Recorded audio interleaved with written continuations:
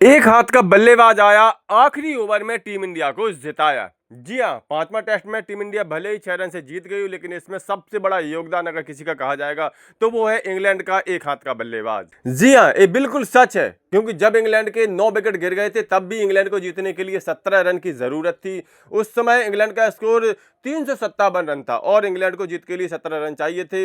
9वां wicket गिरते ही सभी ने समझ लिया कि भारतीय टीम जीत गई है, क्योंकि आखिरी विकेट के रूप में क्रिस वोक्स बचे थे और क्रिस वोक्स चोटिल थे। हम सबको पता था, पहली पारी में भी वो बल्लेबाजी के लिए नहीं आए थे, लेकिन जैसे ही 9वां विकेट गिरा वैसे ही सभी की नजरें इंग्लिश ड्रेसिंग रूम की तरफ गई और वहां सबने एक आश्चर्यजनक मंजर देखा। वहां सभी की आंखें चौंधिया गईं, क्योंकि एक बल्लेबाज एक हाथ में बल्ला लेकर के दूसरे हाथ को अपने स्वेटर के अंदर छुपा करके सीढ़ियां उतरता चला आ रहा था। जी हां, वो क्रिस वोक्स थे, जिनके की बाएं हाथ में बाएं कंधे में चोट लगी थी और वो इस मैच से पहले दिन ही बाहर हो गए थे। लेकिन इसके बावजूद वो प्लास्टर चढ़ा करके, पट्टियां बांध करके अपने हाथ को स्वेटर के अंदर छिपा करके अपने दाहिने हाथ में बल्ला लेकर के बल्लेबाजी के लिए चले आ रहे थे, क्योंकि इंग्लिश टीम को शायद उम्मीद रही होगी कि एक ही विकेट बचा है और सिर्फ 17 रन ही चाहिए थे। मैदान में गस एटकिंसन बल्लेबाजी कर रहे थे। शायद गस एटकिंसन इस एक छोटे से तिनके जैसे सहारे की बदौलत इंग्लिश टीम को जिता दें, और हुआ भी कुछ ऐसा ही। गस एटकिंसन ने इस उम्मीद को जीवित भी रखा जब उन्होंने क्रिस वोक्स के साथ मिलकर के 10 रन जोड़ डाले और जीत के लिए चाहिए थे सिर्फ और सिर्फ 7 रन। लेकिन ये सब इतना आसान नहीं था। ये बात गस एटकिंसन भी जानते थे कि क्रिस वोक्स बल्लेबाजी बिल्कुल भी नहीं कर सकते। अब क्यों नहीं कर सकते थे वो मैं आपको बताता हूं। देखिए, क्रिस वोक्स के बाएं हाथ में चोट लगी थी और क्रिस वोक्स दाएं हाथ के बल्लेबाज हैं। वो एक हाथ पूरी तरह से बांध करके आए थे, यानी उस हाथ में वो बल्ला बिल्कुल भी नहीं पकड़ सकते थे। अगर क्रिस वोक्स को स्ट्राइक मिलती तो वो एक ही हाथ से बल्ला पकड़ के बल्लेबाजी करते।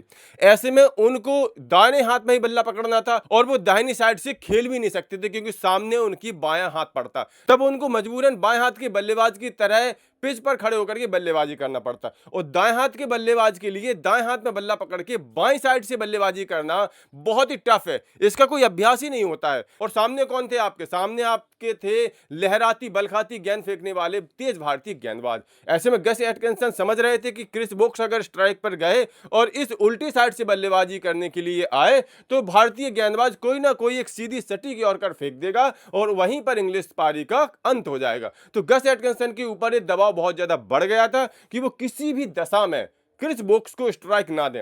और एक समय ऐसा मोमेंट आया भी जब मोहम्मद सिराज का ओवर चल रहा था, आखिरी बॉल थी। मोहम्मद सिराज ने जानबूझ करके वो बॉल बाहर फेंकी ताकि सिंगल ना जाए, और अगर गस एटकिंसन उस पर रन लेने की कोशिश करें तो वो कैच आउट हो जाए। लेकिन वो गेंद बल्ले से नहीं लगी, गेंद पीछे गई और जब तक ध्रुव जुरेल थ्रो करते तब तक एक सिंगल रन आ चुका था। यानी यहां तो गस एटकिंसन ने बचा लिया था। इसके बाद गस एटकिंसन प्रसिद्ध कृष्णा का भी एक ओवर अकेले खेल गए और आखिरी गेंद पर उन्होंने एक सिंगल रन लिया।